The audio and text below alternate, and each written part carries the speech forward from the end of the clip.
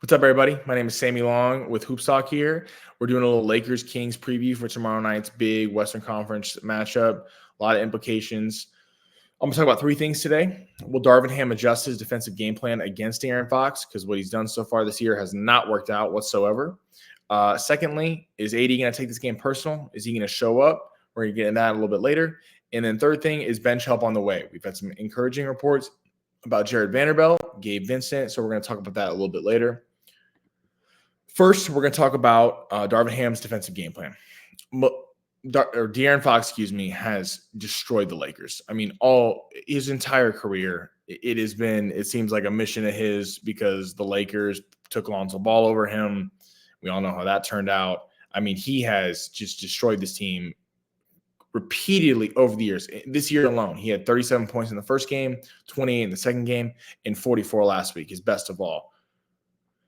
That can't happen. If De'Aaron Fox is scoring in the high 30s, low 40s, the Lakers are going to lose the game. It's just that simple. They're not going to win. And so it really starts with De'Aaron Fox. It starts with their best player. For most of the year, last week, for really most of the entire year, Austin Reeves has guarded De'Aaron Fox in these matchups. I love Austin Reeves. He's a big contributor to the team, and he really contributes offensively. He can't guard De'Aaron Fox. It's just he's a step slow. De'Aaron Fox last week was getting whatever he wanted, whenever he wanted, driving to the basket, coming off screens, hitting wide open shots. It was an absolute mess. So they really needed to figure something out with that tomorrow. My solution, because you don't have Cam Reddish. Cam Reddish is out tomorrow night. Obviously, Jared Vanderbilt's not back yet. You really only have Reeves and Max Christie, who Darvin Ham doesn't really seem to trust, and who's not a great defender anyway. That's not really his forte. I think you need a double Fox. I think you need to run a guy at Fox all night, run him off the line.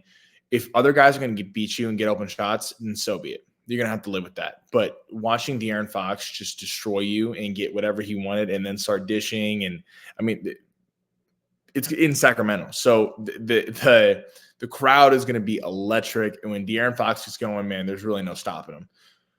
I'd run two at him all night. Another thing I could not stand last week during the game against the Kings was the Lakers going under screens.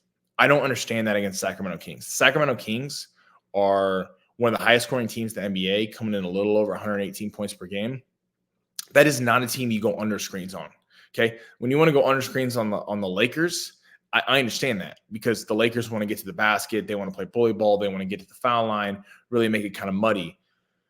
If you're an opposing team, you want the Lakers to shoot threes, shoot shots, because that's not the Lakers' strength.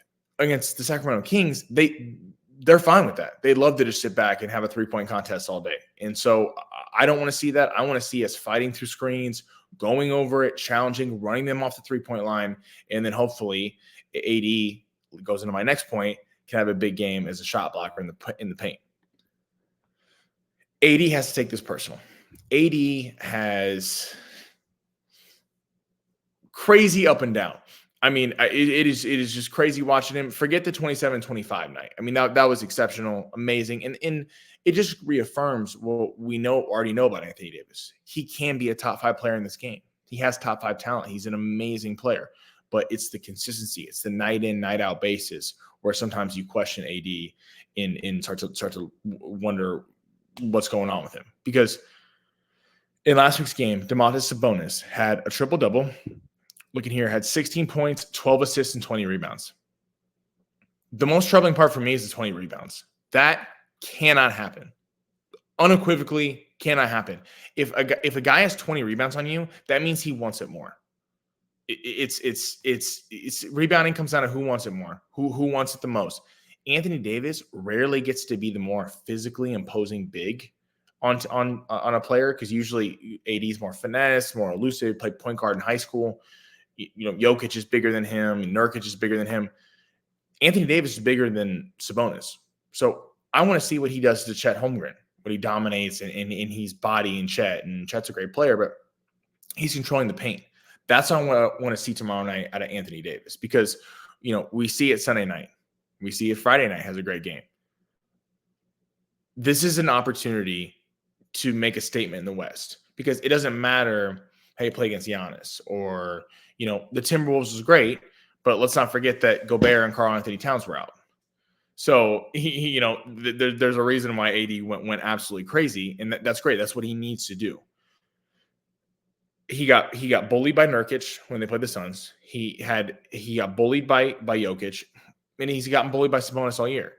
This is an opportunity for him to really make his mark. And if the Lakers are going to get to the finals to play a guy like Giannis or a Boston or something like that, they have to go through them. They're not going to avoid the Nuggets, Kings, and Suns all within a playoff series or all within a playoff run. That's just not going to happen. It's not reasonable. So we need to see Anthony Davis come out. He only had 14 points last week. He had 9 points, one of the worst games of his season. It was Laker career, honestly, the time before last, with only 9 points in 35 minutes.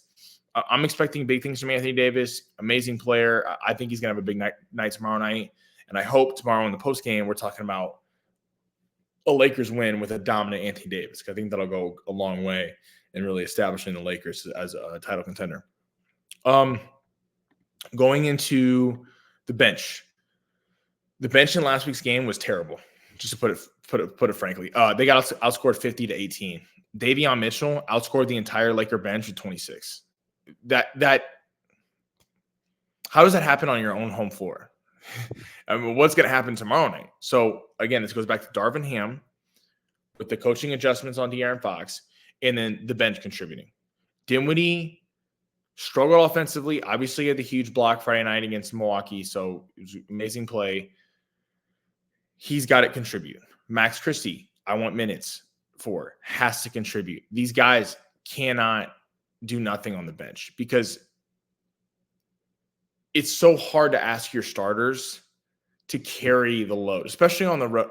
Obviously, they're going to do the heavy lifting, but when they're getting no help and they're not allowed to get any rest because they know that if they take LeBron out or AD out or Rui or D'Lo or Reeves, that it's just all coming apart.